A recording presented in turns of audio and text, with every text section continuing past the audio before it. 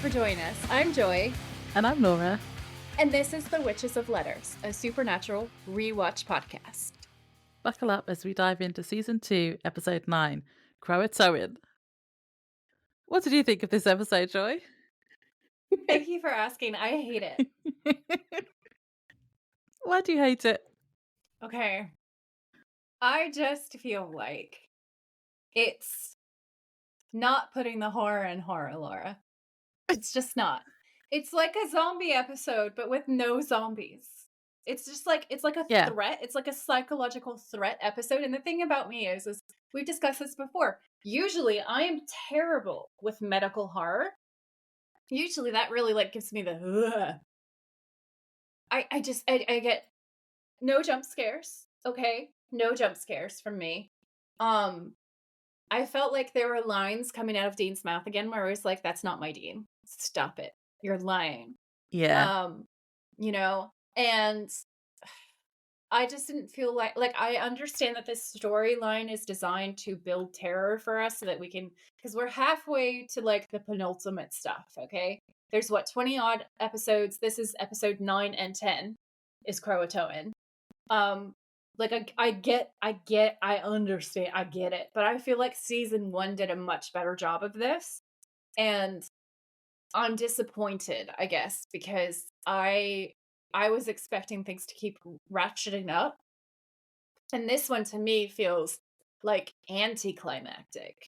Like, I remember my strongest emotion the first time that I watched this was really being annoyed because I so badly wanted to know what it was that John had said to Dean. And we don't even find out at the end of the episode. And I thought that would be the payoff. And you get so close to getting the payoff. And then they go, oh, next episode. And I was like, you absolute fuckers. I was so aggravated. Yeah, that did annoy me as well, actually. Yeah. There's like one scene in this entire episode that I enjoyed. Maybe 2 tops. It just didn't hit my fair points. Like it doesn't make me laugh because the jokes that they've written in were mostly like inappropriate humor or like made me roll my eyes. I don't think it's aged very well this episode. And then like the horror didn't slap. Like it just didn't get me at all. So I've declared this another Phantom Traveler. I know I keep saying that every episode, like Laura pointed that out to me before we started recording, that I have a vendetta right now. All of season 2. Oh, I hate it. I feel like the first couple of episodes I love. Like, I love the episode where Dean is basically dead. And Death is flirting with him because that's awesome. So like I really enjoy the first little bit of season 2. And you like the one with Joe? I love the episodes with Joe and Ellen. Like I love all of those. It's been the like stuff in between. Obviously, like I love Sterling K. Brown. I love that episode. You have that's a good one too. So many awesome guest actors in that episode. So yeah, there's a lot to like, but there's also things that I'm not so much a fan of. I feel like it's been about 50-50 for episodes that I've liked to disliked in season 2. Yeah. Whereas season 1, it's really just Phantom Traveler. Like Bugs, I kind of go, eh. Yeah, Bugs, I go, eh. Phantom Traveler, I go, why? But then, like 2 out of 20 something episodes isn't bad. Whereas I feel like it's like every 10 episodes of season 2, I just go, why did you do that? Well, I liked it. Yeah, please regale us, Laura, with your opinion. Okay, well, what did you think? I don't like Dean still, but I've just kind of resigned myself to the fact that he's just going to be an arsehole for a little while, so that's fine. I liked the zombie feeling. I think I messaged you straight afterwards. I was like, it's like a zombie apocalypse episode. Yeah. It's kind of like the start of every zombie film, like the first day when people find out there's a virus and then there's some survivors and they start seeing that their neighbours are killing people that they know, and I just really liked that whole vibe. I thought the fact that it's a demon virus was stupid Thank you. And Sulphur. I yeah, see sulphur in their blood. but Such a oh, sad. okay. And then the fact that everyone just disappears and we never know why. And And all traces of the demon virus also magically disappear for no reason. And then yeah. they're like, "Oh, we thought that Sam would be immune, and he is immune." I feel like there's an easier way for them to like, I feel like they could have just, like they had a cute girl walk up to him and stab him a little bit or, like, accidentally bleed on him a little bit, and this was just so unnecessary. Mhm. I need to breathe. I'm getting too angry. And the cliffhanger annoyed me as well because I was so excited, wasn't I, at the end of the last episode we recorded saying, "Oh, we're gonna finally find out," because it was in the teaser. But no, Yeah. next episode. Yep. And also I looked up, so this episode came out at the start of December of 2006, and then the next one, we must have had the Christmas break, like holiday break, because Yeah. the next one was the beginning of January, so it's like everyone had to wait a month to find out what happened. So What that I would have been happened? annoyed at the Yeah. time if I was watching it then. Yeah. Apparently, you were the only person in the UK not watching, according to I Jensen Ackles. I still don't understand how I missed it, but yeah, I don't get Oh, it. I don't know. I don't know. I don't know. Do you want to give us the synopsis for this absolute? I'm not going to say it. I was Yeah. going to say something mean. I'm not going to say it for this episode. Okay, this is season 2, episode 9, Croatoan. The original air date for this episode was December 7th, 2006.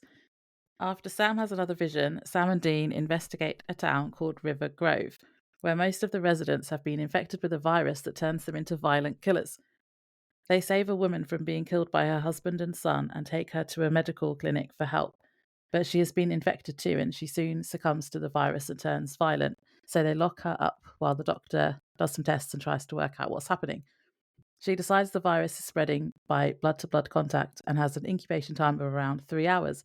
She's also surprised to find sulphur in the blood of the infected, leading Sam and Dean to believe the virus is demonic. That's See, just stupid. she can't even keep a straight face. She can't even keep a straight face. That is stupid, though.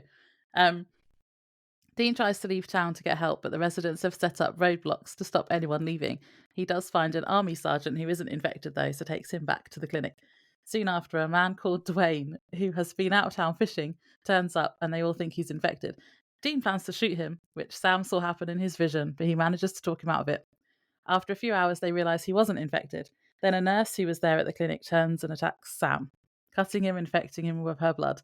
This leads to an emotional scene where Sam thinks he's going to die and Dean deciding to stay with him instead of leaving with the others. However, it turns out that Sam is immune from the demon virus, and then all of the residents in the town just disappear without a trace. At the end of the episode, we find out Dwayne is actually a demon, and Dean tells Sam he knows something about him that their dad told him just before he died, but this is where the episode ends. Mm-hmm. Mm-hmm. Mm-hmm. Dwayne the demon. Okay. Just Sorry, sort of Dwayne sums is it up. such an American name. No, it is. And the thing is like the thing that made me laugh is there's two spellings. One of them is more of like a French spelling, and one of them is a redneck spelling. And I obviously my all of my notes are spelled redneck, which is like Dwane, where it's like Wayne with a D on the front of it. And in Yeah, that makes more sense, to be fair. yeah, in the show notes, it's spelled the French way, which is Duane. And I was just like, who even is that? He's clearly a Dwayne. But yeah. Yeah. Anyway, I just cannot. This whole episode. I wrote down that the whole previously is all about Sam's link to the demon, and then it sort of tries to jump scare us in the opening because you have Sam's vision about Dean killing. I literally wrote down killing what's his face, which I guess maybe could have stopped stuff. So since What was his Dwayne face? is the demon, my thought here was like, if Dean had actually just hauled off and killed him, would he have stopped the demon apocalypse? Maybe. Maybe Sam got all of this I wrong. did think about Maybe, that as well, actually. yeah. Yeah, I feel like it because he's or whatever. His visions are not like on their side. And it makes me feel like he should have just let Dean kill this guy. I wrote down Dean commits murder, which who here is surprised? No, no one. No Wait, one's surprised. have you just spoiled something for me, Joy? No, because you saw this episode too. It's in the vision when he kills Dwayne, Yeah. which technically is committing murder. No, that's not the bit I meant. What did I spoiler? You said Sam is. No, you already know that. Wait, No, I don't don't. we? Fuck! No. I'm too I don't already tired. know that. Damn it. Might have to like bleep what I said to you so that we don't inadvertently spoil it for the listeners. So in the opening scene, we see one of Sam's visions playing out, and Dean is loading a gun, walking into a room where a man is tied up and points the gun at him. I mean, he looks pretty sexy. Yeah. I will say that. The man then pleads for his life, saying, "I swear it's not in me." But Dean says he's not him anymore, and he has no choice, and shoots. And then Sam wakes up on the floor of a motel room. Oh, and Yeah. this bit is funny because then Dean come in and he's got like snacks or something, and then he's like, Sam's just on the floor having a crisis. Yeah. He has beef jerky and some six packs, and Sam, meanwhile, is like just dying on the floor. Yeah. And They're Dean's about to have Sam, a movie night or something. Sam's like, no, yeah. They were clearly about to have just a chill bros movie night, snacks, beers. It was going to be good. And then, dun dun dun, visions. So then we have this attempted jump scare with the title card, which is all about Sam being linked to the demon. It's like it's reminding us of all the stuff with John, and that John said something to Dean that we don't know what it is yet. And then we kind of drop in, and it's nighttime, and Dean's driving, and Sam's navigating with a GPS. And if you want to see where they were, what route they were on, I've linked the map because they actually give coordinates ish. I've linked the map of what highway they were on in my show notes for anybody who wants to have a look at that. I thought that was pretty cool. So Sam's saying that there are only 2 towns in the US named River Grove, and Dean says, "How come you're so sure it's the one in Oregon?" And Sam has this flashback to the vision, and he says the Oregon poster on the wall. There was a picture, Crater Lake, and Dean says, "Okay, what else?" And then he goes on to describe what had happened. And Dean says, "And I ventilated him." And Sam says, "Yeah, you thought there was something inside him." And Dean goes, "What, a demon? Was he possessed?" And Sam's like, "I don't know." But the way that Sam says it, he's casting shade, okay? He is like, "Dean, you're cold, okay, man? You're cold and you're just going around killing people." That's the vibe. So Dean gets kind of defensive, and he says, "Well, all your weirdo visions are always tied to the yellow-eyed demon, somehow. So was there any black smoke? Did we try to exorcise it?" And Sam goes, "No, nothing. You just plugged him. That's it." And Dean's like, "Well, I'm sure I had a good reason." And Sam says, "I sure hope so." Rude. Dean's like, "What does that mean?" I mean, I'm not going to waste an innocent man. And Sam raises his eyebrows, and Dean's like, "I wouldn't." And this is so funny because, like, we all know that Dean is very trigger happy. So, like, the fact that they're having this bit at the beginning, it is kind of funny. But you also go, "Sam, damn." So I agreed with him because I put, "Really, Dean? Look at your track record this season so far alone." Always happy to commit murder. Sam's like, "I never said you wouldn't." Dean's like, "Fine." And Sam goes, "Fine. Look, we don't know what it is, but whatever it is, the guy in the chair is part of it. So let's find him and see what that." And then Dean goes, "Fine." And then Sam goes, "Fine," because they're both 13. It's great. I also wrote, when you said about Sam raising his eyebrows, in my notes I put, "Jared gives us some more impeccable eyebrow acting." Impeccable. Flawless eyebrow acting. We love the eyebrow acting from Jared. Yeah. So, in River Grove, they park. So they've turned up in the town. They park, and Sam recognises a man from his vision. So they go and speak to him, pretending to be US Marshals. And we have another rock band reference here. We like their aliases that are rock bands. So on IMDb it says, Dean introduces the brothers as US Marshals using the names Billy Gibbons and Frank Beard. They are members of the band ZZ Top. what I wrote down was, I'm a Marine. We're all related to Marines. So let's snitch and get the lore drop. Um, so it was just so his turnaround was so wild. He was just like, I'm not going to snitch. And then Dean sees the Marine Corps tattoo and it's like, oh yeah, my dad was Echo 2-1. And the guy's immediately like, let me give you all the information I have on this guy, even though I don't know you. It's just like, is there military camaraderie? Sure. Yeah. Like, that's a real thing. But it's just the way he's just like instantly snitches on this dude that he's known forever. And to Dean, who he's never met, I was like, this feels convenient, Yeah. as Laura likes to say. Convenient. I've just realised I need to apologise to all Marines listening because I think I called him an army sergeant in my synopsis. Oh, so I apologise. no. And also, I apologise if my dad is listening. He isn't, but my dad was in the Marines.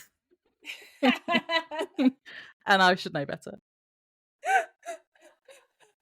Amazing. So yeah, so they leave the Marine and they're walking around town and Sam bumps into a telephone pole, which is sort of a tree, right? I mean, it is sort of a tree. And he stops because carved into the wood is a single word, Croatoan. Okay? And that's relevant because the lore drop states that when the dude who abandoned all of his colonists to fuck off back to England and, have himself a good time, comes back 3 years later and is just like, I wonder where they could have gone. There's a tree, and in the tree is carved the word Croatoan. Which is going to lead us into our Easter egg as well as the show lore for the episode. So I'm going to tell you guys what they say in the episode, and then I'll read you the Easter egg. So Sam points at it, and Dean says Croatoan, which is so funny. If you guys have seen the reel on our Instagram, if you haven't, you need to find it. It says, I think I titled it Jensen versus words. Is this when he's like, Croatian? Yeah, he's like crawfish, Croatian. And the director just goes, okay, no. It's so funny. It's so funny. The director sounds so long suffering too. He's just like, oh my God. Oh, it's the best. So, Sam says, yeah. And Dean looks at him totally blank. And he says, Roanoke, Lost Colony, ring a bell. Dean, did you pay any attention in history class? And Dean goes, yeah, shots heard around the world, how bills become laws. Sam says, that's not school. That's Schoolhouse Rock. And he's so long suffering. This scene was actually funny. 10 out of 10. That was actually really funny. And then Dean says, oh, yeah, I do remember that. The only thing they left behind was a single word carved into a tree, Croatoan, which is why I made the comment about the telephone pole, because I thought that was funny. It's kind of a tree. And Sam says, yeah, I mean, there were theories, Indian raid disease, but nobody knows what really happened. They were all just gone. I mean, wiped out overnight. I would like to interject that we do not say Indian because they're not from India, and Native American people dislike this immensely. So like just say indigenous or Native American. If you're from outside the US and you don't know, now you know. So Dean says, you don't think that's what's going on here. I mean, and Sam says, what I saw in my head, it sure wasn't good, but what do you think could do that? Dean says, well, I mean, like I said, all your weirdo visions are always connected to the yellow-eyed demon somehow. So, and he starts to sound, he's casting shade, okay? So Sam casted shade on Dean being like, you're a murderer, bro. And now Dean's all like, well, you're demonic, bro. It's so funny. The argument, the pettiness, I love it. I think Dean needs to leave Sam alone. Of course you do. So Sam says we should get help. Bobby, Ellen maybe, and Dean's like, yeah, that's a good idea. Way too fast, because we all know he wants to see Joe, okay? We all know. So Dean pulls out his phone, and then he goes, what? Like, it's like a silent, what the fuck? And he goes, I don't have signal. And Sam looks, and he doesn't have signal either. So they realize that they're totally isolated. Even the payphone isn't working, and Dean says, another serial killer Dean moment. He says, I'll tell you one thing. If I was going to massacre a town, that'd be my next step. Yeah, he's obviously thought about that. I'm like, yeah, dude, that's a normal thing to say. Okay, that's a normal. Sure, everything's fine. Everything's fine here. It made me laugh so hard. Okay, so speaking of massacred towns, to the Easter egg. Okay. Where it was like, what? That was a seamless segue there. Thank you. I thought so.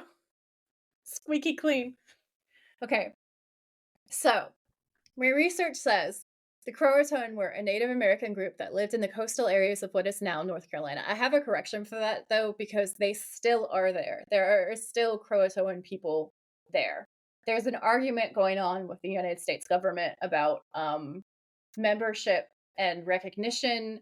I have some links in my show notes if you guys want to educate yourselves further, but I'm just going to briefly say a lot of resources will say was without looking for the voices of the actual people that they're talking about. It's just rude. So I have a Croatoan woman talking in my show notes.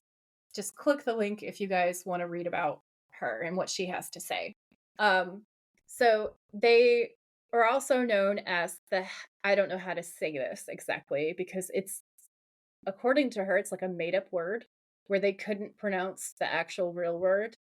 So they just said Hatteras or Hatteras. And their principal town was Croatoan, which may have been located at Cape Creek. The Croatoan are connected to the lost colony of Roanoke, a settlement established in 1587 on an island off the coast of North America. The word Croatoan was carved into a tree on Roanoke Island in 1590.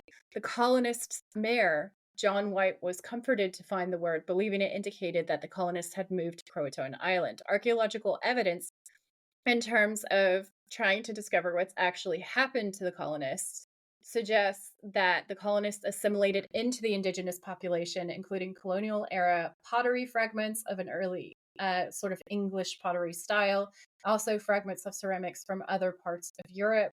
They found thousands of artifacts, including parts of swords, rings, writing slates, gun parts, and glass in the same layer of soil as indigenous pottery and arrowheads. So that means that they coexisted at the same time. They also found like indigenous housing post squares from where they had a village at the same time as they found more English style ones. So one would have been round and one would have been squared off.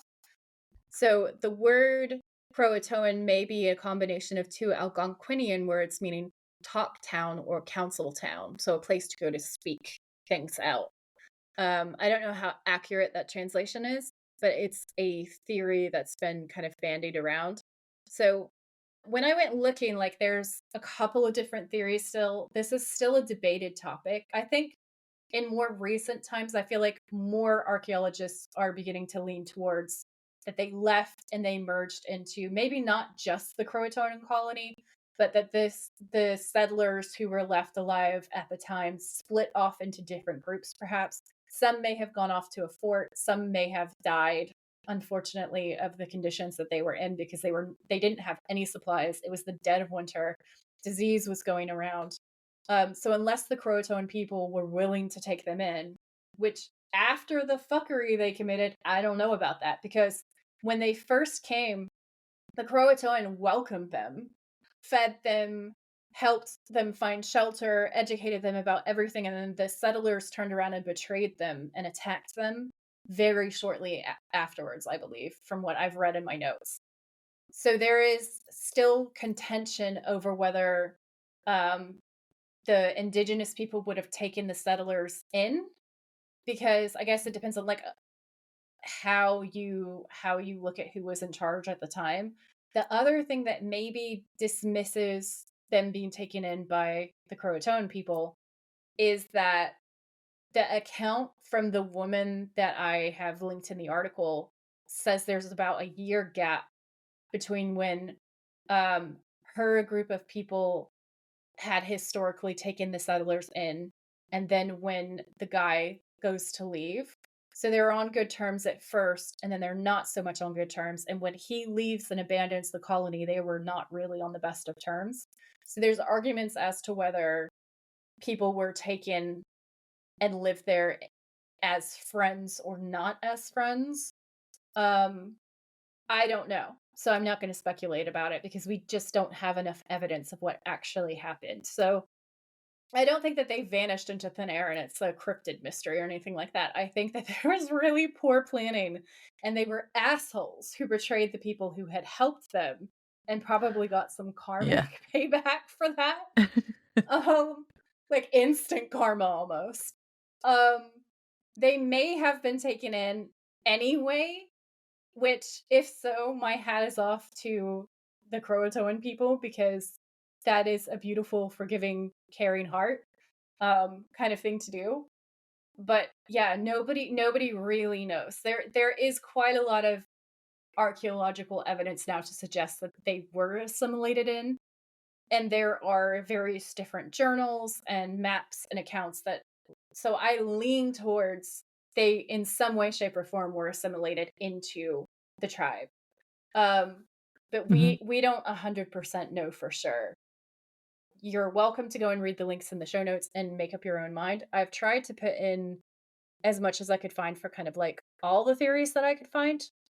But yeah, I kind of think they were probably assimilated in some way, shape, or form. That does make the most sense, doesn't it? It's not like Yeah. they're just gonna actually disappear like this episode makes makes you think. It's Yeah, just like exactly. supernatural, paranormal, something going on. I don't think so. Yeah, and then there's written accounts of finding people of mixed race a couple of years later, and I remember reading this super sarcastic history thread because it's been on my history radar for a while, so it's just something that I followed up on. And there was this historian writing, "Oh, they come across blonde-haired, blue-eyed indigenous people. Where could the colonists have gone? What could possibly have happened to them?" And he's so sarcastic. I loved it so much. It was hilarious. But yeah, it's a it's an interesting historic mystery, and I can see why John Sheban, who wrote this episode, I can see why he decided to kind of play around with it a little bit. Yeah. For me though, it feels like it kind of this whole linking it to this is kind of shoehorned in a bit because it doesn't really make much sense for the whole episode. Like, why did they disappear in this episode? Oh, I don't Is think it it makes because any sense. I think the way that it works is because there's a sudden mysterious disease or issue, and then you need to leave, and then boom, everybody vanished. Nobody knows where they are. That's like the Croatoan side of it, isn't it? Um, maybe the demon wiped them all out because it was like basically it was like they used the town as like a testing thing, didn't like a they? lab rat kind of a situation. So I had in my Yeah. notes, it reminds me of some of the episodes of the X-Files where Mulder just cuts his own. Okay. He just goes off to these mysterious locations and there's random alien stuff everywhere and they kind of like don't really make a lot of sense. Um, that's what this episode felt like to me. It didn't really feel like there was a storyline exactly. It felt like there was a goal Yeah. for character development, which was to develop a rift between Sam and Dean, to show the tension where like Sam is concerned that Dean is becoming too much of an easy killer, and Dean is concerned that Sam is linked to demonic things. And like there's this growing mistrust between them. Um and Yeah. that's what it's supposed to be about. And I kind of feel like the whole zombie apocalypse minus the zombies just kind of clutched at straws a little bit for me personally. See, I like the zombie apocalypse bit and didn't like the demony bit. I mean, to be fair, I feel like if they had picked one, it would have been stronger. We've said this before, where they kind of combine different elements. It's like if you would have picked one, it would have been a stronger episode. So either make it a demon episode or make it a zombie apocalypse episode that don't halfway do both. I suppose just the virus on its own wouldn't have been supernatural, so they've had to add a supernatural element to it. But anyway, it's silly. Yeah. Yeah. So they've spoken to. Hang on, I forgot what his name was. He's called Mark, I think, isn't he? The sergeant. Yeah, Master Sergeant. Because Master he just gets Sergeant called Mark. Sarge sometimes as well. Yeah. So after speaking to that sergeant, they find out where Dwayne's house is. So they go there. And his brother answers and says that Dwayne isn't there. He's on a fishing trip. And then the dad comes to the door and says he doesn't know when he's due back. And I just wrote, these two are hella shifty. Because the Oh brother yeah. Jake is just like smiling the whole time and Oh just yeah. in a way that just seems really off. Um, It's so weird. yeah. And then obviously Dean agrees because when he says, "Oh, we'll come back then," and then they leave, and he says to Sam, "That was kind of creepy, right? A little too Stepford." And I just went, Yep. "Yes, thank you, Dean." Yep. Yeah, I actually think that this scene is the best scene in the like, these opening scenes are the best part of the episode from my Yeah. point of view, because this is actually scary. Like, this part is actually really creepy and really gross and scary. So, then they decide to sneak around because they both agree that there's something sus happening. And they look in a window, and in the interior of the house, we see Beverly tied to a chair and gagged. And Jake comes around behind her and puts his hand on her shoulder and says, "It's okay, mom. It's not going to hurt." With this, like, empty way. Like, it's just weird. It's just, everything seems off about them. They're very pod people esque, but like evil. And Mr. Tanner comes out of the next room with this huge kitchen knife. So Jake stands in front of his mom and rolls up a sleeve, and his dad cuts into his arm and lets the blood drip onto a wound on Beverly's shoulder. So they've beaten her, tied her up, and now they're pouring blood onto her, which is pretty gross and scary.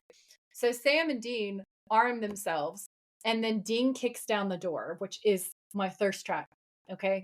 Thirst trap, Mhm. so hot, so sexy. Loved it. Right? So Mr. Tanner tries to rush them with the knife. Dean shoots him 3 times in the chest. Jake jumps out of the window, shattering the glass, and runs off into the woods like a fucking rabbit. That was Um, so dramatic. I wrote he yeah, literally dives through the window. yeah.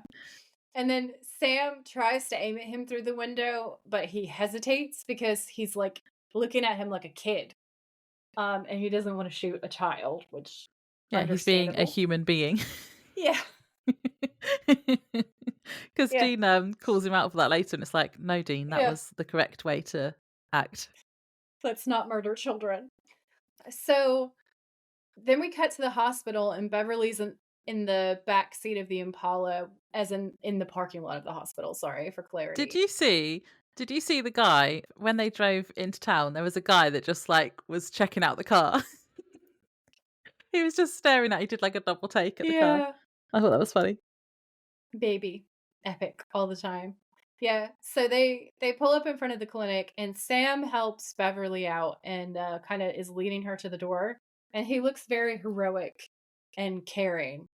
My favorite part of all of this is Sam opens the trunk and looks so sus, okay? Then it cuts Sam so kindly leading Beverly into the clinic, calling for a doctor, okay? And then this is where we meet Pam. So Pam comes out, and I'm like immediately suspicious of Pam. I have never ever trusted Pam, and I was right. Okay, my instincts were correct because she's just Yeah. too buttoned down. My notes actually say sus nurse is sus. So then the doctor comes running in, who's Dr. Lee, and says to bring her into this exam room where they can treat her. So Sam kind of leads her in, and Pam's sort of helping, but mostly it's Sam. Then Dean walks in with an entire body wrapped in fucking carpet, I guess. He looks very mobster over his shoulders, and it's Mr. Tanner. And Dr. Lee says, "Is that?" And Dean says, "Mr. Tanner." And Dr. Lee says, "Was he attacked too?" And Dean goes, no, actually, he did the attacking and then he got himself shot." And Dr. Lee says, "Shot?" And Dean says, "Yeah." And then Lee says, "Who are you?" And Dean says, "U.S. Marshal. I'd show you my badge, but, because he's holding the man that he shot." Um, and Lee says, "Oh, sorry, bring him back here." This was a thirst trap for me because there's something so deeply wrong with me, but the way he just like looks around super sus, pulls an entire fully grown man out of the trunk, easily hoists him on his shoulders, casually wandering around with this like just dude on his back in broad daylight, which we know from the previous episodes, Dean still wanted for murder. Can I just say? Like, Yeah. it's hot. It's weirdly hot to me, and I need to do more therapy because that's wrong. But I can't help myself. Yeah. Um, so then Mrs. Turner, who's Beverly, explains what has happened to Dr. Lee, and she says her husband and son tied her up and beat her. And then the doctor asks if they were on drugs, basically. And Beverly says no. She doesn't know why they would do it and starts crying. And then Beverly says, "One minute they were my husband and my son, and the next they had the devil in them." And then the mention of the devil makes Sam and Dean exchange a look. And Dean Mhm. says, we need to talk to Sam. So they go out of the room, they discuss what could be going on, and they think they could be possessed. And that's how the town could be getting wiped out, because lots of other people could be possessed as well. Oh, the Sam says, but they didn't see any demon smoke, though. So, oh, the demon smoke, demon dust. I thought that you were gonna say that. I had that in my notes. Yeah. um, Yeah, oh, and this is where he moans at Sam. So Dean says, well, something turned him into a monster, and then he moans at him for not shooting Jake. Sam says, he basically says, well, he was a kid, so I hesitated. And Dean, being Dean, says, no, it was an it. I Yep. was like, you don't know that though, Dean. He could have just been a normal human psycho, like you. Okay, I have to say in Dean's defense, he is right though. This kid was definitely possessed. But then it's Well, yeah. like, then we come back to the whole circle where Bobby's made things more complicated because you're not supposed to just shoot possessed people because they're a person who's being possessed by something evil.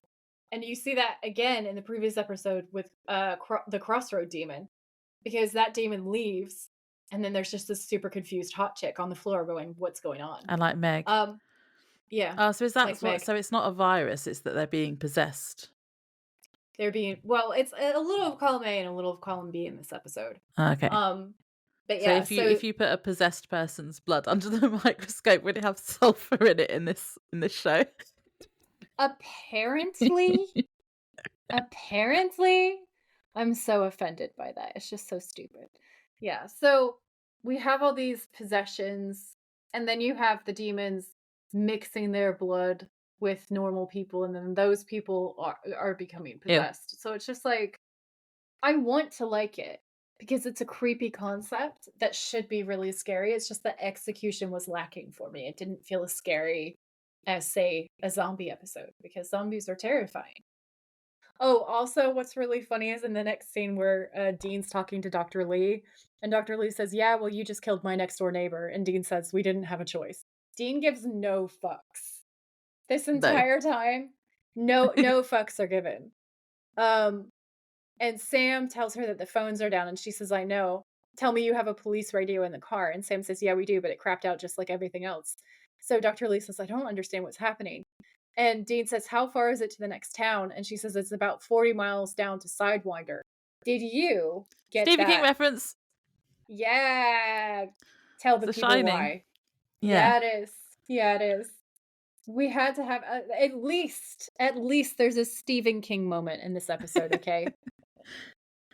So then Dean goes to Sidewinder, aka Stephen King land, to see if he can find some help. And then he says, my partner will stick around and keep you guys safe. And I have to say, this is a Sam thirst trap, this moment, because Sam turns around and he has the like hero face and the broadness of the shoulders and the towering of the height. And that was pretty awesome. So Dean gets on the road and pulls up behind this wrecked car. And the plates are what the fuck 4C7, which is kind I of saw funny. that.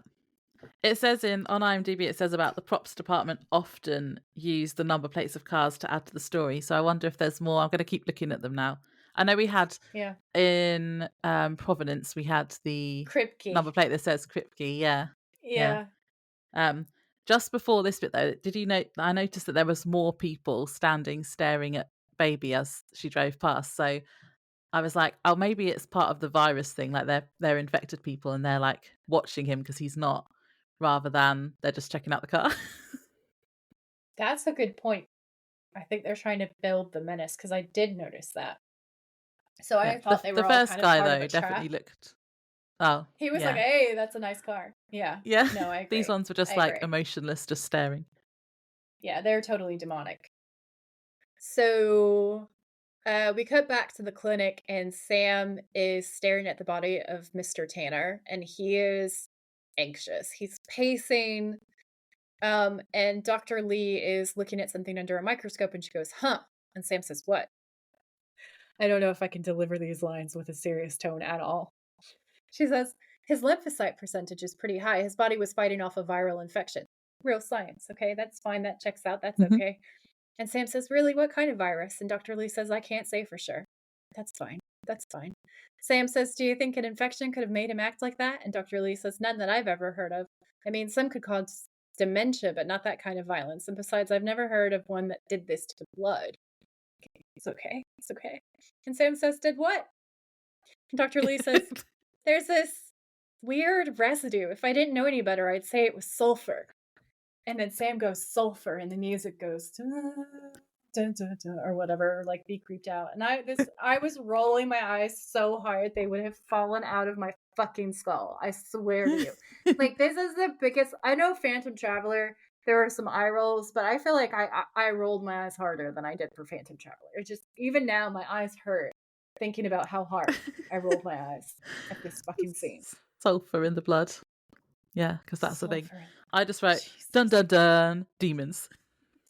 Like, the thing is, okay, biologically sulfur exists in our bodies anyway. It's just so stupid. Well, it's not like little yellow puddles dancing around in your blood under a microscope. It makes me want to throw things, honestly. Deep breaths. Okay. Laura, do you want to do the next scene while I just like resist the urge to throw my stuff all over my office in a rage? Okay. So we then come back to Dean, who's trying to leave town, and he comes upon a roadblock of crazy assholes with guns. That's what I wrote in my notes. Sure. One of which is Jake, so the son from before. And then someone bangs on the window, which was kind of a jump scare, and he says the road's closed. Dean asks why, and the guy just says quarantine, as something's going on around here. Dean asks who said that, and he says the sheriff. And Dean asks if the sheriff is there, and the man says, no, he called.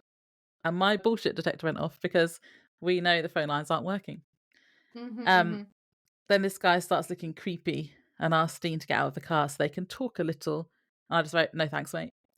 And Dean said, you are a handsome devil, but I don't swing that way, sorry. The guy insists and is getting even creepier. And then Dean decides to try and reverse really quickly away from him, and he does, but the guy is hanging on to the car for ages.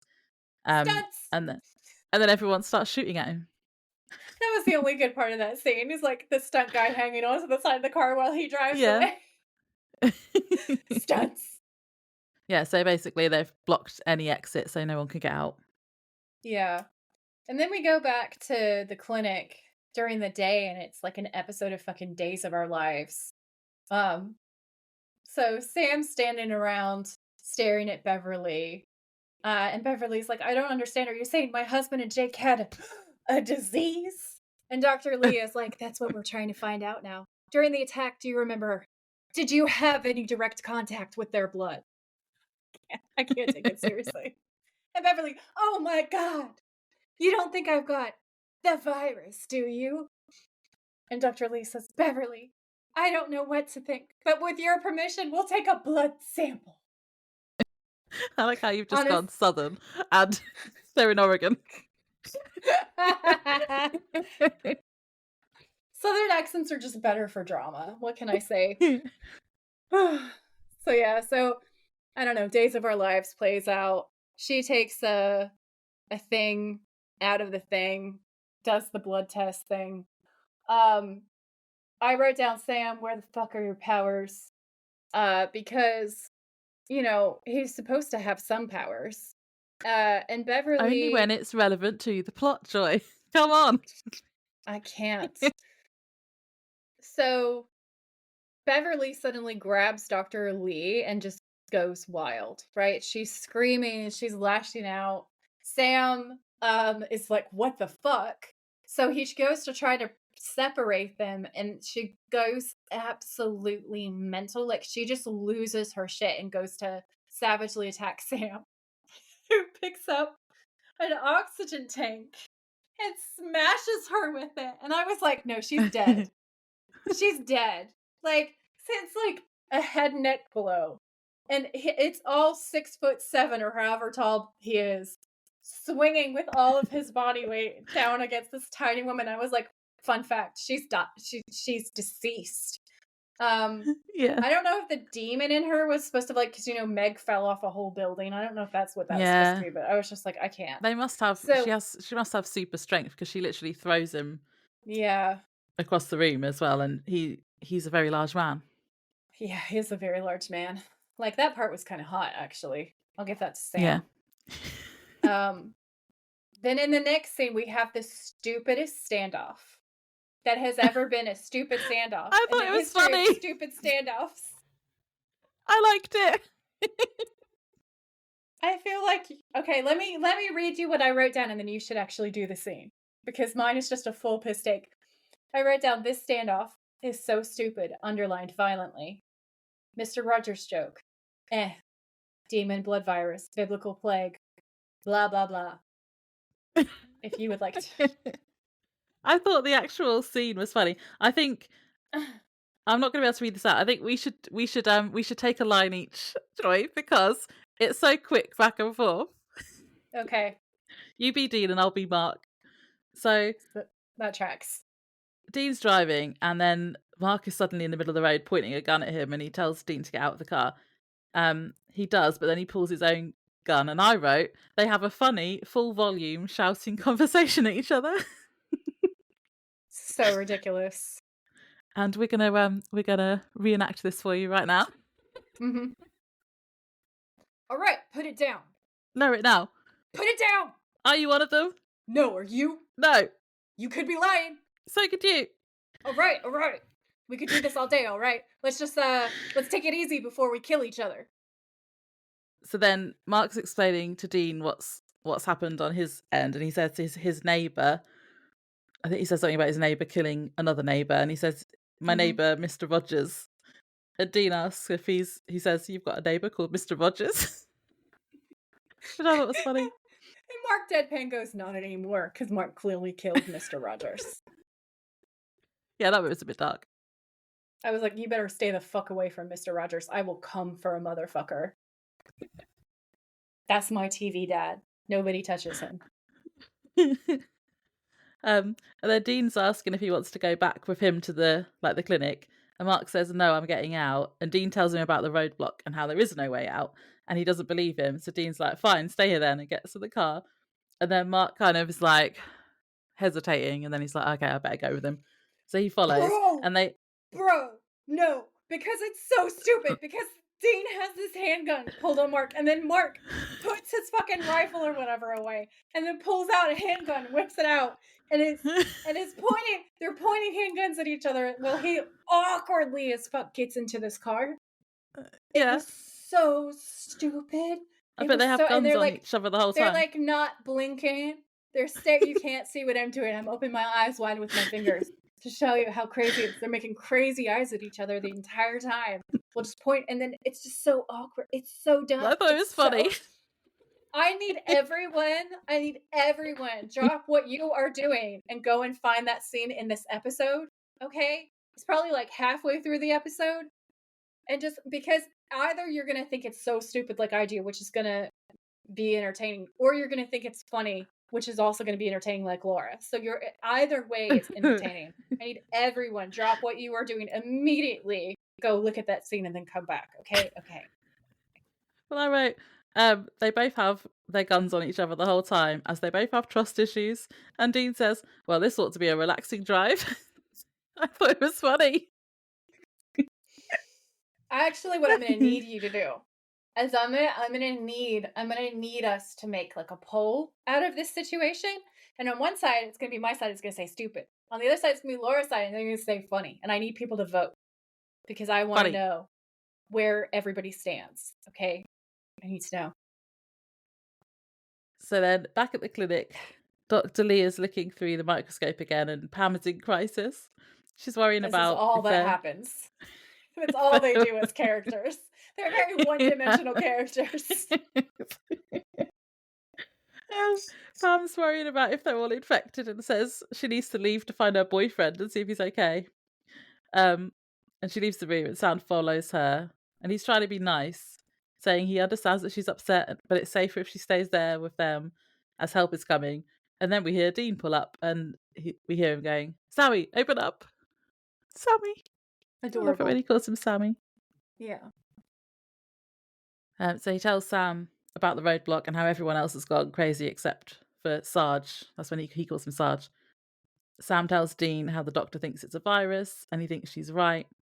And he says he thinks the infected are trying to infect others with blood to blood contact. And I was just like, ugh. And tells him how the virus leaves sulphur behind. And Dean's like, a demonic virus? And Sam says, yeah, more like demonic germ warfare. And says this explains his visions. And I just wrote, does it, Sam? Does it? It's so funny. It's so silly. This is silly. Silly funny. Dean says, it's like a biblical plague. And Sam says, yeah, you don't know how right you are, Dean. I've been pouring through Dad's journal and found something about the Roanoke colony. And Dean says, yeah, and Sam says Dad always had a theory about Croatoan. He thought it was a demon's name, sometimes known as a deva or a risha, a demon of plague and pestilence. I looked this up, and as far as I can tell, this is total trash. Like, That I doesn't did sound real. no, I found a deity that's associated with the plague, but it was not anything that they just mentioned there. So I don't know what they were doing. So what I found is in the show notes, and a real quick overview of it is that Reshep was an ancient West Semitic god of the plague and the underworld, and the companion of Anath, and the equivalent of the Babylonian god Nergal. He was also a war god and was thus represented as a bearded man brandishing an axe, holding a shield, and wearing a tall pointed headdress with a goat or a gazelle's head, which is like giving devil imagery. Do you know what I'm saying? Like it's very satanic energy. So Yeah. I thought that was kind of entertaining because it also sounds like he has a lot going on accessories wise. So that was fun for me. He was worshipped as Rosh Shamara. Rosh Shamara, which again kind of sounded like what they were talking about, but not. Byblos, Arsuf, Tel Aviv, and it just goes on to say that basically he's like sterility and death, and then the other side of him as well, which is pretty interesting because there's a couple little biblical ties going on in there. But yeah, they're just making things up as far as I can tell. Just made up. In this Yeah. little drop, they just invented it. It's show lore as opposed to folklore. Yeah. Basically, he's worried that it could spread really, really fast, so they need to find a way out so they can warn people, is what he says at the end of this. So, in the next scene, Mark is shouting for them and says that Mrs. Tanner is infected and they need to do something. They can't just leave her. And he says that they need to kill her before she gets super strong, like his neighbours did. And Dean cocks his gun straight away as if to say, that's fine with me. I'll go and shoot her now because I love shooting people. Oh, 100%. My literal note is Dean leaps at the chance to murder Beverly. Yeah, definitely. He is so gung-ho. Yeah. He just loves killing people. Yeah, he does. He thrives. He thrives with murder. I did say, but to be fair, she did already try to murder Sam, which is a no in the Book of Dean. So there's that. Although he didn't know that yet. He's just like, someone needs shooting, I'm there. Yep. So then Pam's like, you're going to kill her? And Sam asks the doctor if there could be any treatment. And Dean asks if she can cure it. I'm like, why are they asking this doctor this? Like, it's an unknown virus that they've only just found out about. How is she going to cure it? Because Dean needs carte blanche to pull the trigger. Like, Dean's just like, I just want to know that morally I'm okay so that I can shoot this woman. Yeah, it's fine. There's no cure. Cool. But she says she doesn't even know what it is. And Mark says they need to be quick before she breaks out of the room. Sam opens the door and Mark and Dean go in, guns drawn. She's sat huddled up in the corner and she tries to plead to Mark and tries telling him that it's them, not her, meaning Sam and Dean, I think. Yeah, she tries to spin it. Yeah, she's been all innocent. And it is convincing, I have to say. But we know that she's lying. And Mark looks really upset that he's going to have to kill someone he knows really well. And then Dean checks with Sam that she really is infected. And Sam confirms that, yeah, she is. So then Dean shoots her with no emotion whatsoever on his face. I mean, okay, at this point, that was fair. I joke about it, but I think this one was a fair kill. This one is like that part in the zombie movie where you absolutely know that somebody is turning into a zombie and it's you or them and you need to shoot them to save the party. And that's what he does. So, and in fairness, he does it to stop Mark having to do it because Mark knows her. He's saving Mark from pain. Also, Sam has clearly given him carte blanche because Sam throws the door open so that they can charge in and fire. So, like, Sam is not Yeah. like, "Oh, no, you can't, you mustn't." Sam's like, "Yeah, kill the bitch. She came at me, and I had to hit her in the head with an oxygen tank. There's the mean lady, Dean." Dean. Yeah. So then we get a new scene, and Mark is peering through the blinds out into the street, and we see that there's lots of people just out there staring. Oh, this is where I wrote, maybe this is what was happening when I thought people were staring at the car earlier. Yeah, she started to realize that they were all demony. Yeah.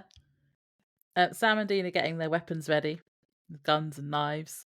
And we Mhm. hear glass smashing in the background, and Pam screams. And it looks as if she's smashed a vial of infected blood and is worrying that some got on her. And the doctor says she hasn't, and she's okay. Pam wants to leave again, and Dean says that they can't because the infected are everywhere. Sam pulls Dean to one side and says she's right, and they need to try and get somewhere, like the Roadhouse, to let people know what's coming. Yeah, and I wrote down that this is all very Resident Evil. Yeah. And then, funnily enough, Dean's next line is, "Yeah, good point. Night of the Living Dead didn't exactly end pretty." And Mark says everyone in town who is now infected were really good with guns, though. Like, everyone in town knows how to use a gun. And even though, this is my notes, I wrote, even though our boys are packing, they're going to be no match unless they find some explosives or something. Yeah, they are our boys. I like that. I'm down with that. Now, this is a Sam thirst trap, I feel like, coming up.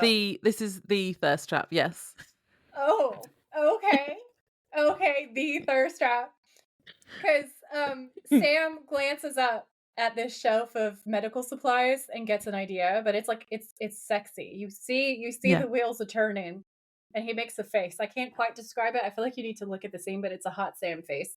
I'm hoping that that's going to be one of the out of context quote like frames. Yeah. And he goes, "We could make some." And then he goes to the shelf and takes down a bottle of potassium chloride and starts clearly like stockpiling the chemicals because he's going to start making bombs, which is awesome and hot. Love it. He's And so then clever. he's very smart. And then there's all this frantic pounding on the door. Yeah, so someone is shouting to be let in, and Mark says it's Dwayne Tanner and lets him in. And I just wrote, shh, no one tell him his parents are both dead in that building somewhere. He comes in and he's asking about his mom and dad, and Dean turns to Sam and goes, "Awkward." Because I love he that bit. literally killed both of his parents, and Dean's like, "Awkward." Oh my god, it's so funny. I also had a rage out during this scene because, like, they're trying to determine if he's been infected or not. And, like, we know it's a demon virus at this point, right? There's the whole Yeah. sulphur and the blood stupidity. And I wrote in screaming all caps to the tone of Bobby, "No one thinks to say Cristo, idiots." Because all Yeah, of but this could have been avoided if one person was like, "Cristo," and then he's like, black eyes. I don't know if they don't necessarily know he's the demon yet, do they? They just think he's infected. They didn't even try. They didn't even try. They didn't even go, "Hey, let's see if this holy water has any kind of effect on this demonic virus." So stupid. I can't. I'm calm. It's okay. So when he first comes in, they ask where he's been. He says he's been fishing at the lake and just got back this afternoon. And he says that he's seen people that he knows being killed by the infected, and then he hid in the woods. And then he asked, this is when he asked if anyone's seen his parents. And I actually did write down awkward before, Yeah. because I had it paused. And then Dean says awkward. Awkward. um, This entire scene also, Sam is looking at Dean like, "You're insane. yeah, Like, you are a psycho killer." The whole background of the scene is Sam just looking at Dean like, "You have problems." yeah. And then the doctor notices that he's got blood on the leg of his jeans and that he's bleeding. And he gives the old, "Oh, I must have tripped" excuse. And I was like, this could have been true, but surely you could have been more specific. Like, how did you get a huge gash on your leg from just tripping? Surely you know what caused Yeah. that. That deadly grass out there. Yeah. Oh, I just tripped. On what? Assassin grass. Oh, amazing. So then Dean tells Mark to tie him up, and Dwayne starts to protest. But Dean cocks his gun and points at him, yelling, "Sit down!" And I just went, "This is pretty hot, not gonna lie." Yeah. Yeah, I can confirm. That's my other one. It's gonna be one of those two that are the thirst trap of the episode. Just giving it away now. Mhm. Cool. And then Dean asks him if anyone bled on him, and he says no. And Sam asks if there's a test that the doctor can do to tell for sure. And yeah, again, why do they keep asking her this? She can't test something that she I doesn't know anything know. about. It's so unfair. This poor doctor's just like, I don't know. I don't know. I don't know. And they keep asking her the same question over and over and over again. I would have snapped. Yeah. And Sam is a smart cookie. He should know better. Right?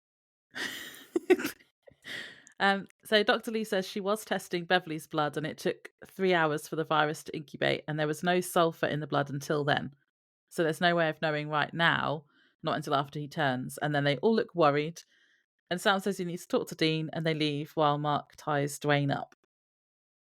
Sam says his vision is now playing out and he tells Dean not to kill Dwayne yet as they don't know for sure that he's infected. And Dean's like, "Oh, yes, we do." He's got a cut on his leg and his whole family is infected, basically. Sam says they should just keep him tied up and wait and see. And Dean's like, "No, we can't take that chance." And then Sam calls him out for everything that we've been saying, basically, for the last few episodes now. Yeah. Because he's like, "What the hell's happened to you?" Yeah. And they actually get into a little bit of a shoving match. And Yeah. Dean says, "Hey, look, man, I'm not happy about this, okay? But it's a tough job and you know that." And Sam says, "It's supposed to be tough, Dean. We're supposed to struggle with this. That's the whole point." And Dean says, "What is that bias?" And Sam says, "A clear conscience for one." And Dean says, "Well, it's Yeah. too late for that." And Sam just like stares at him and says, "What the hell has happened to you?" And Dean says, "What?" And Sam says, "You might kill an innocent man and you don't even care. You don't act like yourself anymore, Dean. Hell, you know what? You're acting like one of those things out there." And Dean just goes, "Mm-hmm." He's so angry. Yeah. He pushes past Sam again. And then Sam tries to lay hands on him. So Dean really like pushes him basically towards a wall. Like he like hurls his brother. Then he goes back down the hall and locks the door behind him. So he's locked Sam inside a room. And then Sam's shouting at Dean to not do it. But Dean ignores him and he's already basically all the way down. And we're dropped into the vision now because this is exactly what Sam saw happening. So he drops the clip out of the gun and taps it against the butt and then replaces it. He opens the door to the lab, shuts it. This is all very hot, by the way. Walking in all assassin-y killery. Ooh, Yeah. sexy. So Dwayne's screaming to not kill him, and then it's not him, and Pam's screaming, "Oh God, we're all gonna die," which is kind of funny because Pam's a demon. And Mark's going, "Maybe he's telling the truth," and Dean's like, "No, he's not him, not anymore." Dwayne's like, "Stop it, ask her, ask the doctor," and she says, "I can't tell." And Dwayne's crying like a little bitch, being like, "Please don't," please, which I'm saying because he's also a demon. Like this is Yeah. a lot funnier when you realize that both he and Pam are demons. Then it's really entertaining. And Dean's like, "I've got no choice." And then it just goes on and on and on. Dean's holding the gun at Dwayne. Dwayne's terrified. Then finally he lowers the gun and he goes, "Damn it." And Dwayne's like, "Oh, thank fuck."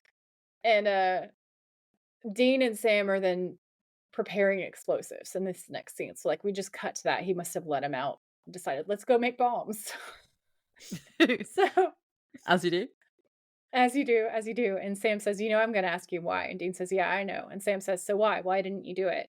And Dean just says, "We need more alcohol," and totally ignores Sam. So he gets up to go to the dispensary and then he finds Pam already in there and asks her how she's doing. And she says, "Good, it'll all be over soon," in this really weird way. And then she Yeah. locks them in the room. And I was I just was like, like, "Oh." I fucking knew it. Yeah. Uh-oh. So Pam Although says, in it's fact, weird because it's kind of like you're supposed to think that she's coming on to him. yeah. Although I was like, no, she's infected. So the thing is, this whole time she could have done this so easily. Like this is my other red flag for this episode, plot hole wise. It's just like she could have gotten to Sam Yeah. way before this. And when Dean wasn't there, like when he was doing all the roadblock nonsense. It's so, like, it's just so dumb. It's so dumb. It's terrible writing. Sorry, John Sheehan. I love you, but no. So Sam says, "For what?" And she says, "To get you alone." And then she attacks him, straddles him, cuts herself and Sam, and like infects him with the blood. So Dean kicks the door open, thirst trap, and shoots her 3 times in the back, thirst trap. She dies. Sam reaches out a hand to Dean, who starts to lean over to take it, but then Mark pulls him back and says she bled on him. He's got the virus. And then Sam pulls his hand back, Uh-oh. realizing that it's probably true. And Dean looks so shook. And he's just looking back and forth between everybody else. And then it cuts back to the lab later on at night. And Dean is asking the doctor to check Sam again. And Mark's like, why? We all saw what happened. And they all start shouting. And Dean says, no one is shooting my brother. And I just went, oh, but it's okay if it's someone else's brother though. Right, Dean? Oh, Dean's a total hypocrite, and I love it. But it's hot because he's protective big brother Dean. He's like, nobody's shooting my brother. And Dwayne's like, he isn't going to be your brother much longer. You said it yourself. And Dean's like, nobody's shooting anyone. And Dwayne's like, you were going to shoot me. And Dean says, you don't shut your pie hole. I still might. And Sam's That like, was Dean, funny. they're right. It was funny. Yeah, I'm infected. Just give me the gun and I'll do it myself. But this is very sad and dramatic. And Dean says, forget it. And Sam says, Dean, I'm not going to become one of those things. And Dean says, Sam, we've still got some time. And Mark says, time for what? Look, I understand he's your brother, and I'm sorry. I am, but we got to take care of this. And then he pulls out his handgun and aims it at No. Sam. And we all know what's coming next. Dean says, I'm going to say this one time. You make a move on him, you'll be dead before you hit the ground. You understand me? I mean, do I make myself clear? And he's shouting the last half of it. And then Mark says, then what are we supposed to do? But it just that scene has been turned into a Dean thirst trap reel so many times. And I've seen it 1,000 times and it's always hot. Okay. That's the best part of this whole fucking shit show of an episode. It's just Dean being like, if you make a move on him, you will be dead before you hit the ground. 10 out of 10. 10 out of 10. Amazingly hot. Lava. Although I did write in my notes, now we see some emotion. It's about time, Dean. I'll allow it. And then this is when it gets sad, because Dean says that they should all leave and leave him and Sam there. And he even throws Mark the keys to the car. And he says that they have the explosives, so they should be okay. And Mark says that Dean should go with them. And he just looks at him. He doesn't say anything. He just looks at him as if to say, there's no way I'm leaving my brother. Yeah. And then Sam is basically just nearly in tears, just crying. They all leave. As she's leaving, Dr. Lee says, thanks for everything, Marshals. And Dean's like, oh, actually, we're not really Marshals. I love that. He's like, we're just killers. And Dr. Lee's just like, oh. Yeah. And Dean just smiles. And then when she's gone, he locks the door behind them and turns back to Sam. And then he makes some joke about wishing they had some cards or a foosball table. And Sam says he should go, but Dean refuses. And I have a fun fact here. So on IMDb, it says that Jared Padalecki has said many times in interviews and at conventions that filming the scene where Sam tells Dean to leave him was especially hard. For some reason, Padalecki got very emotional and had to make an effort to dial it back because the emotion didn't serve the scene. And I thought that was really interesting because you can tell, like, he's really it's almost beautiful. on the verge of tears. But knowing that was real, I was like, oh, it is beautiful. I am gonna take us away from that and bring us back to the comedy for a second, because Sam really is telling Dean, give me my gun and leave. And Dean says, for the last time, Sam, no. And Sam slams his hand in frustration. And I wrote down in all capital letters, oh my God, Jared, stop banging your broken hand on things. He's still got a cast on. The last 2 or 3 episodes, every time he slams his hand, it's never his non-dominant hand. It's always his hand that's fucking broken in the cast. And every time he does it, I go, God, that must have hurt.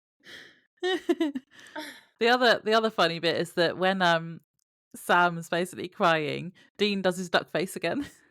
Did you notice I that? love his duck face. Always, there's always time for duck face. So, then he says, "This is the dumbest thing you've ever done," and Dean says, "I don't know about that. Remember that waitress in Tampa?" And I wrote down, "What did you do? Get married in an Elvis show?" And then Sam says, "Dean, I'm sick. It's over for me. It doesn't have to be for you." And Dean says, "No." And Sam says, "No, you can keep going." And Dean says, "Who says I want to?" And Sam says, "What?" And Dean crosses to the other wall and pulls a handgun out of his waistband before sitting on the file cabinet. Dean says, "I'm tired, Sam. I'm tired of this job, this life, this weight on my shoulders, man. I'm tired of it." And Sam says, "So what? So you're just gonna give up? You're just gonna lay down and die? Look, Dean, I know this stuff with Dad has." And Dean interrupts him and he says, "You're wrong. It's not about Dad. I mean, part of it is, sure, but." And Sam says, "What is it about?" And then they hear this commotion outside. So Dean ends up leaving the room with both guns drawn. And then it turns out Yeah. it's Dr. Lee. So he opens the door and she says, "You better come see this." Or not see this, as it turns out. Yeah. A lack of everything. I wrote down, Yeah. "This is anticlimactic as fuck" in all Y capitals. Yeah, because you don't know what happened. It's just like, oh, it's just everyone's just disappeared now. It's over. Yeah. It's done. Um, Yeah. Eye roll. so everyone's disappeared. It's basically a ghost town, and then the camera zooms in on Croatoan on the lamppost again, just to drive that point home Just to really hammer it into us. that Yeah. Yeah. Yeah. Yeah. Sure. everyone's gone. Like, Um, so then some time has passed, and the doctor is checking Sam's blood. So, because obviously they didn't all leave. She says it's been 5 hours and his blood is still clean, and she says she doesn't understand it, but he dodged a bullet. And I just wrote, no, he's obviously just immune to all the demon shit.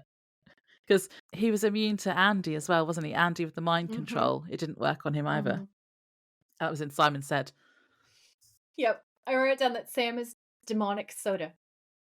That's what's inside Sam. Just demonic Demonic soda. soda. Yeah.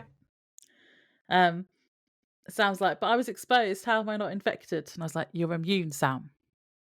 And I said, "How the fuck does that make sense?"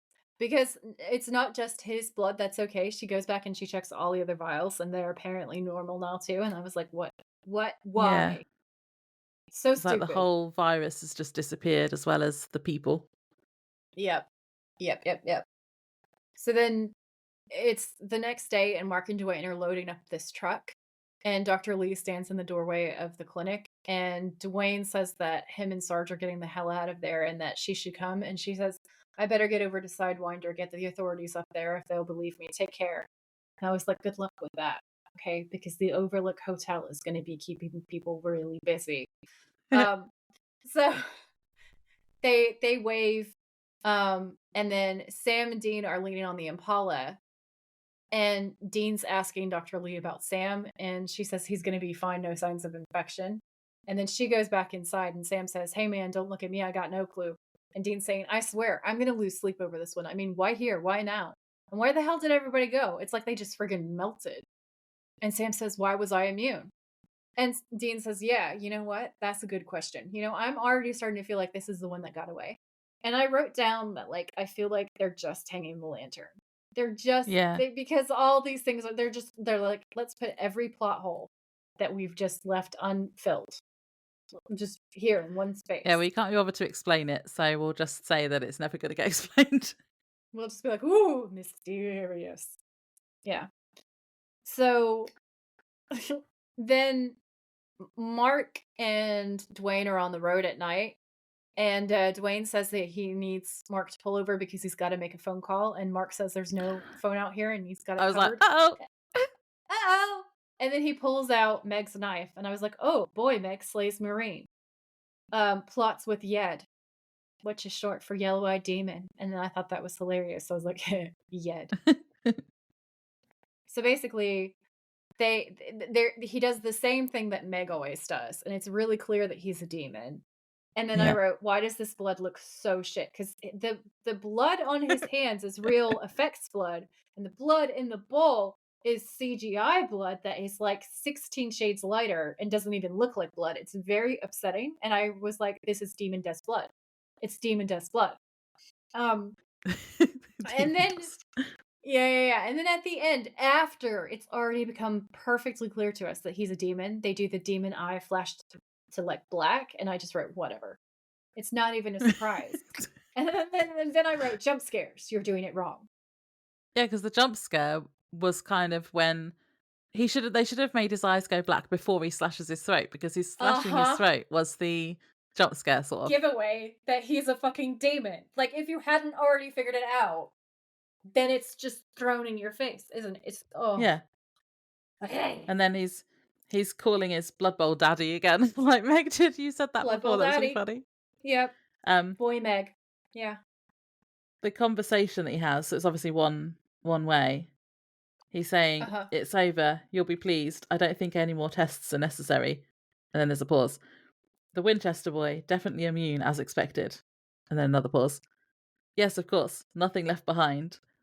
So it's like, well, so obviously the demons are testing some sort of virus for some reason to see if Sam's immune to it, which he is. And then they've just killed everyone in the town. It just feels like when a Bond villain has like a really overly complicated plan, and it's like all you had to do was you go from A Yeah. to B, and instead you went through the entire fucking alphabet. Yeah, did they need to You're doing infect too the whole much entire town just to see if Sam just to see is what would immune to happen a to Sam. virus? It's so oh my god, it's so stupid. Okay. Moving swiftly along to the bridge. So the Impala is parked by the side of a road overlooking a river, and Dean and This Sam are was leaning so against. pretty. It was so pretty, and it's like a thirst trap because they both look gorgeous in the sunlight. Like, Yeah. I'm not even mad about it being a bright sunny day, which isn't very supernatural because they look so pretty. So it's a beautiful day. They're drinking beers, and Sam's saying, "So last night, you want to tell me what the hell you were talking about?" And Dean says, "What do you mean?" And Sam says, "What do I mean? I mean, you said you were tired of the job and that it wasn't just because of dad." And Dean says, "Forget it." And Sam says, "No, I can't. No way." And Dean's like, "Come on, man. I thought we were both going to die. You can't hold that over me." And Sam goes, "No. You can't pull that crap with me, man. You're talking." And Dean says, "And what if I don't?" And Sam says, "Then I guess I'll just have to keep asking you until you do." In typical like younger brother fashion, where the younger sibling is like, "I will just keep at you until you break mentally." I thought that was pretty funny. So Dean says, "I don't know, man. I just think maybe we gotta go to the Grand Canyon." And Sam's like, "What?" And Dean says, "Yeah, all this driving back and forth across country. I've never even been to the Grand Canyon. Or we could go to TJ or Hollywood, see if we can bang Lindsay Lohan." And I wrote down the writer is fired. That was gross. The writers I are had an all eye roll fired. emoji. Yeah, that's pretty accurate. And Sam says, "You're not making any sense." And I was like, "That's because that's not Dean talking. That's poor writing." So anyway, Dean says, "I think we should just take a break from all this. Why we gotta get stuck with all the responsibility? Why can't we live life a little bit?" Because again, Buffy Winchester is here for us. I mean, to be fair, I do get it, and I feel like that is something that Dean actually would say. So if you just like ignore all the previous line, it's okay. Um, and Dean shakes his head and he turns away, and Sam says, "You're my brother, all right? So whatever weight you're carrying, let me help a little bit." And I was like, "Oh, Sam's adorable." And then Dean says, "I can't, I promised." And Sam says, "Who?" And Dean says, "Dad." And Sam says, "What are you talking about?" And Dean looks down and he says, "Right before Dad died, he told me something." Takes a breath, he looks at Sam. "He told me something about you." Sam says, "What, Dean? What did he tell you?" And it's all dramatic, and then boom, cut to black. Yeah. And I was like, that teaser in the last episode lied to me. It's a lie. It was a total lie. The teaser was in fact a tease. Yeah. Um, and so this is my other issue is like it's just anticlimactic. Like I understand we're on a cliffhanger, but the cliffhanger isn't it's like it's information we want to know, but it's not exactly a cliffhanger, is it? It's just like an informational cliffhanger. So But I it suppose it's was been setting it up for the last 10 episodes that, no, wait, what episode is this? Nine. Nine yeah. episodes that we don't know what John said yet. Yeah, it's just too many. It's too much. It's the That's my frustration with this episode. Yeah, the cliffhanger Anyway, was annoying. how did you rate this episode, by the way? What do you mean, like the scare rating? Yeah, and also just overall as a viewer. Oh, well, like I say, I thought it was fun. I still thought it was funny. I love you for And that. Although there's like plot holes. I mean, I've got used to it, to be honest. So Yeah. yeah, I just feel like I'm and I so think that makes the jaded. funny episodes. Yeah. It's like, but it's like Found a Traveler again because I didn't hate that episode and you hated it. I thought it was funny, Yeah. um, even though it's Yeah, got loads of that's plot true. holes. That's That's another true. one like this. I just maybe it's the degree in me because I was trained to write scripts. When there's this many plot holes, I don't think that I can deal with it. Yeah, I think that's the issue. Because like if I turned in this script, my teacher would have just like immediately failed me. I don't like understand. how is there sulphur in the blood? Yeah. Yeah. Where It's did all just the a people little go? too it's a little too Days of Our Lives. It's a little too she has a brain tumor, um, and dust in her lungs, weirdness. I don't know. Or like the brain tumor magic, but it's soap opera logic and it's too much Yeah, for me. It's just too much for me. Shall we do end of episode games? yeah. Um, Yeah. villain hot or not? I guess that the villain is Dwayne. Like there's a lot Yeah, of I was like, I villains. don't know who the villain is. I feel like it's Dwayne. I feel like he's like the mastermind and he started everything. So Yeah, I wrote, I guess, he's that's blonde, what I basically put meh. too. I put he's kind of hot, sort of? Question mark. Like, to be determined. Yeah, Eh. he's so sort of a Oh, hot villain, maybe. I Um, needed that. I needed that laugh after this episode. it's funny that we both said the same thing. Yeah. What was your episode scare rating? 0. No scares. Yeah, I just wrote it's not really scary. It's just more of a thriller, I guess, and I wrote 5. Favorite quotes. Mm, I guess. Okay, so there's a line that I said before about you'll be dead before you hit the ground. That's pretty sexy. But I think Yeah. my actual favorite is when Sam looks at Dean in disgust and says, "That's not school, that's Schoolhouse Rock." Yeah. Mine are the bit that you didn't like. So Dean saying, "Well, this ought to be a relaxing drive," I hate that scene so much. I love that you picked it. It's great. or just where Dean goes, "Awkward." Oh my god, awkward. Yes, that's the best one probably. You've won. You've won this round, Laura. um, best thirst trap. Dean kicking the door down or Dean saying you'll be dead before you hit the floor. It's violent Dean for me. Mm. What's yours? Mine Is were it the a two. Sam one? Well, they're the two I said earlier. So either Dean pulling his gun out on Dwayne super fast and telling him to sit down, or Mhm. Sam realizing that he can make explosives. That was hot. That was hot. I think I'm gonna go with Sam. Yeah, Yeah. Yeah. That was a very sexy face that he made. we didn't have a motel, No. and MVP. I just wrote, is it Dr. Lee? I wrote down no one. I wrote a small essay. I said no one because boy Meg, Asta Levitas is like a chump. Um Dean is hot, kind of psycho, but not necessarily helpful in this situation. Sam's research and fighting skills and psychic stuff was kind of meh this episode. Like, I feel like the best thing Apart from that making Sam did was explosives. be like explosives. But then they didn't even keep them. They didn't even use them. So I don't know if it counts. Mm-mm. So yeah, I was like, no one was valuable. Everyone was trash. Because even I the think, doctor's like, I don't know, sulfur in the blood. yeah, but she still worked out quite a lot, even though she didn't know anything about it, just from like 2 people's blood samples. She worked out the True. incubation period. True. She worked out it's not her fault that the blood is stupid and has sulfur in it. That's true. Okay, Um, I guess it's Dr. Lee.